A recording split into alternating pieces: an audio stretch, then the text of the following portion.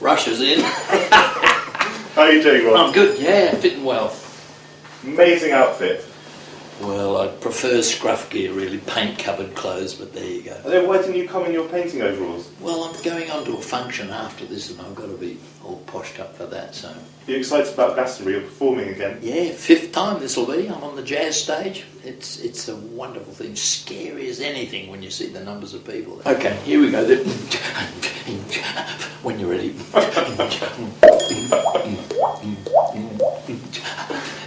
You can count down. Oh, okay, 5, 4, 3, 2, 1. Here we go. Do you still play the didgeridoo? Do you have one at home? Yeah, I've got about 8, 10. Can you, in 5 seconds, describe what the wobble board is? Yeah, it's a sheet of hardboard, very thin, perhaps a mil, 2 mil thick hardboard. It's about 30 inches by 15. It's got 2 little bits cut out the end so your hands don't slip up, and that's it. And you bounce it up and down and go whoop, whoop, whoop, whoop, whoop, whoop, whoop, whoop, whoop. And you emphasise every second whoop, whoop, whoop. How tall are you? I used to be 5'10" and a half. I'm probably about 5'9" and a half. As you get older, you shrink. You were I've heard. A junior, exactly, because you're sort of 79 going on 29, right? That's right. I can't believe I'm 79. Tell me, I want to know about the swimming, because you were a junior champion at backstroke in Australia when you were young. Yeah, Australian junior backstroke. I won it in Melbourne with the event record. 80 seconds it was for the 110 yards, as it was in those days. And the fellow that won it the following year did it in 76, and now they're doing it in about 49 or something seconds. And you think, how do they keep getting better each year? You could do it in about 40 these days, couldn't you?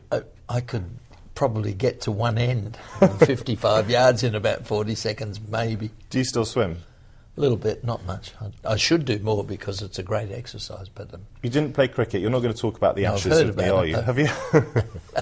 When you first came over to Britain from Australia, it was just for a travel year. Well, it was for a study year. I was going to go to art school, I thought, and become a famous portrait painter in about a year, I thought. Did you want to be a famous portrait painter in this country, or were you going to go back to Australia? I just wanted to be a famous portrait painter. It didn't matter where, because my granddad was a portrait painter in Wales, and I thought that's what I'd do. All my life I used to say as a little kid, my mum told me that I would say to people when they'd say, "What are you going to be when you grow up?" You know. Oh, and when did the singing come in? Well, let me finish the Sorry. statement. I was trying to keep the answers short. Okay. No, I used to say, "I'm going to be an artist," and then I would add a postscript, "and a good one." So singing, I used to sing all the time anyway. I used to make lots of noises, and my dad was great at a great comedy sense of humour, and he used to, if we were ever out at the pictures or something, and we'd be walking home, and he'd stop in the middle of the night, and he'd say, "Listen to this," and he'd go, and then you'd hear some poor benighted rooster over there would wake up and think, it's very dark, but I must have missed it. So the rooster would go, and then another one over there. And you never look back. You do so many different things. What do you think your greatest talent is? Communication, I think. Do you have a tip for entertainers? Yeah. I was given a very good piece of advice when I first started by a lady called Hermione Gingold, who was the top cabaret artist in this country in the 50s.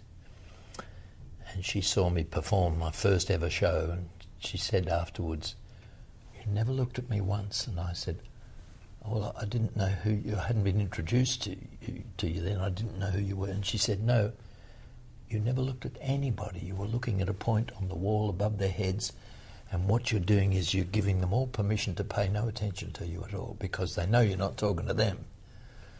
She said, "Unless you have the courage to meet people's eyes, you will never achieve your potential." Can I ask you about the Queen, because you painted her for her 80th birthday? Yeah. What was she like as a sitter, as a subject? She was just marvellous. She was very real, and she put us all at ease. There was myself and the camera crew and the various people from the BBC, about 8 or 9 of us in the room, and she was charming, yeah. And we finished up chatting away as if we were very old and dear friends, known each other all our lives. Were you nervous when you sort of first met her? I was nervous as anything, waiting for the event to start. You know, we had to be there before 11 so that we could get in before the changing of the guard, and then the portrait sitting was to start at 2. So I had all that time to wait in the room up there with the butterflies in the stomach. We haven't got all that time left. Quickly, Oh, I want to talk about animals, because Animal Hospital was a hugely successful show, award-winning. Do you have pets yourself? Yeah. We've just lost a standard poodle, but we've got an old, lovely old Weimaraner dog. And Do you have a cats. favourite animal?